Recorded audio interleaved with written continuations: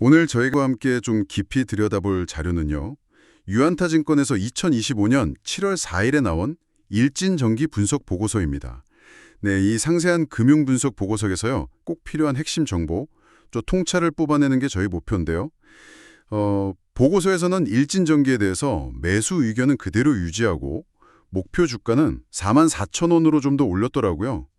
자, 그럼 바로 한번 자세히 들여다볼까요? 근데 시작하기 전에요. 그 보고서 나오기 직전에 주가가 한 9% 넘게 좀 빠졌었어요. 사실 전망은 계속 좋게 나오는데 왜 이런 조정이 있었을까요? 보고서에서는 그 점에 대해서 몇 가지를 짚고 있어요. 일단 단기적으로 주가가 좀 많이 올랐으니까 거기에 따른 차익 실현 매물, 뭐 그런 게 좀 있었고요. 그리고 그 베트남산 변압기 관세 인하 소식 있잖아요. 거기에 시장이 좀 과민하게 반응한 거 아니냐, 뭐 이런 분석도 있고요. 또 미국 관세 관련해서 아직 좀 불확실한 부분도 영향을 줬다고 보고요. 근데 중요한 건 보고서는 이런 것들을 좀 뭐랄까 일시적인 요인? 약간의 노이즈로 판단한다는 겁니다. 아, 일시적인 노이즈다. 네. 회사가 가진 기본적인 힘, 그러니까 뭐 탄탄한 수주 잔고라든지 생산 능력이 계속 늘고 있다는 점, 그리고 가격 협상력 같은 건 여전히 강하다고 보는 거죠. 그렇군요. 그러니까 펀더멘탈 자체는 뭐 굳건하다 이렇게 보는 거네요. 그렇죠. 근데 투자자 입장에서는 그 베트남 변압기 관세 인하 같은 뉴스가 혹시 장기적으로 경쟁이 좀 심해지는 신호는 아닐까 뭐 이런 걱정도 할 수 있을 것 같은데요. 보고서는 이 리스크는 좀 어떻게 보고 있나요? 네, 좋은 질문이십니다. 보고서도 물론 그 점을 알고는 있어요. 하지만 현재 일진전기가 북미 시장에서 확보한 입지나 또 고품질 제품의 경쟁 우위 같은 걸 고려했을 때 단기적인 영향은 좀 제한적일 거다 이렇게 분석하는 것 같아요. 특히 이제 회사의 핵심 동력인 그 탄탄한 수주 잔고 그리고 계속 생산 능력을 늘리고 있잖아요. 이런 내부적인 강점이 그런 외부 변수를 충분히 상쇄할 수 있다고 보는 거죠. 그러니까 시장의 우려보다는 기업 자체의 성장 동력에 좀 더 무게를 두는 시각입니다. 알겠습니다. 그럼 뭐 단기적인 노이즈는 잠시 접어두고요. 보고서가 진짜 주목하는 그 긍정적인 부분들, 예를 들면 2분기 실적 같은 건 어떻게 전망하고 있나요? 2분기 실적은 상당히 좋을 걸로 예상하는데요. 시장 기대치를 좀 뛰어넘을 걸로 보고 있습니다.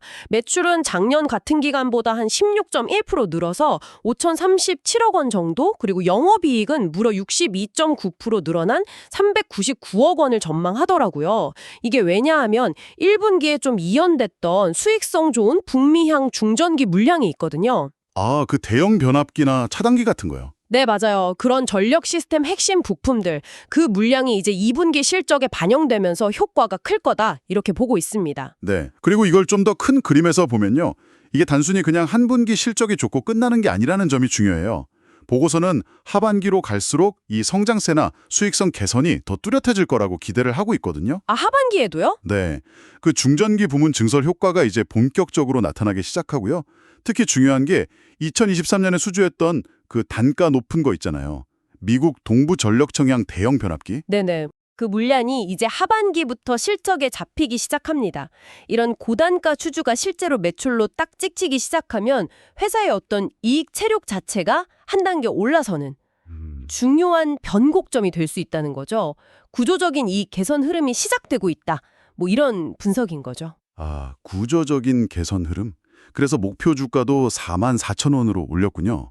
그 목표 주가 산정 근거를 보니까 2026년 예상 주당 순이익, 그러니까 EPS죠. 회사 수익을 총 주식수로 나눈 값. 여기에 목표 주가 수익 비율, PER이라고 하죠. 현재 주가를 주당 순이익으로 나눈 값. 이걸 19배 적용했다고 하네요. 이게 국내 비슷한 기업들 평균 수준이라고 하네요. 잠깐만요. 근데 올해 주가가 사실 이미 꽤 많이 올랐잖아요. 그런데도 여전히 동종업체랑 비교하면 저평가 상태라고 본다는 건가요? 그 점이 특히 좀 눈에 띄네요. 맞습니다. 그게 이 보고서의 어떻게 보면 핵심적인 시각 중 하나예요. 보고서 분석은 뭐냐면 현재 시장이 일진전기의 이런 구조적인 성장을 아직 가격에 전부 다 반영하지는 못했다. 이렇게 보는 겁니다.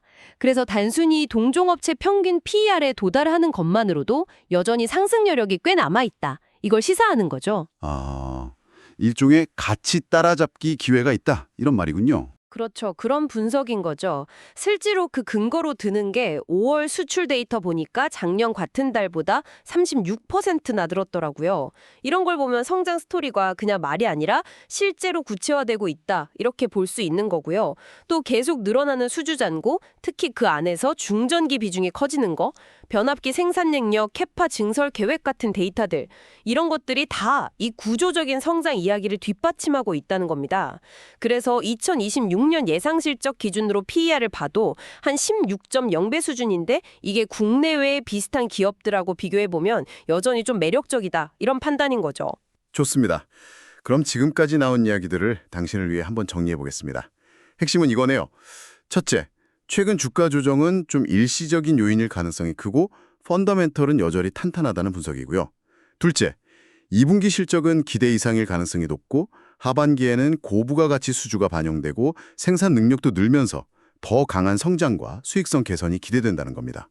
그리고 셋째, 목표 주가 상향은 이런 구조적인 이익 개선 그리고 주가가 올랐음에도 불구하고 아직 남아있는 상대적인 저평가 매력에 근거하고 있다는 거죠. 그러니까 본질적으로 이 보고서는 일진전기가 구조적인 성장 사이클에 들어섰고 그 가치가 아직 주가에 충분히 반영되지 않았다고 보고 있는 셈입니다. 네, 맞습니다. 자, 그럼 마지막으로 당신께서 한번 좀 더 깊이 생각해 볼 만한 질문, 뭐 그런 걸 하나 던져보고 싶은데요.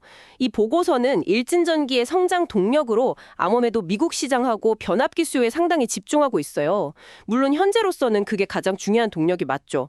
근데 여기서 이런 질문을 해볼 수 있을 것 같아요.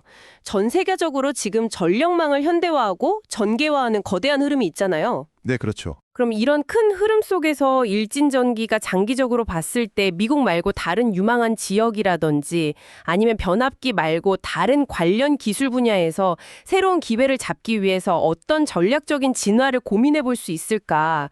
뭐 이런 부분은 당신께서 앞으로 일진전기의 행보를 계속 지켜보시면서 스스로 더 탐구해 보시면 아주 흥미로운 지점이 될 것 같습니다.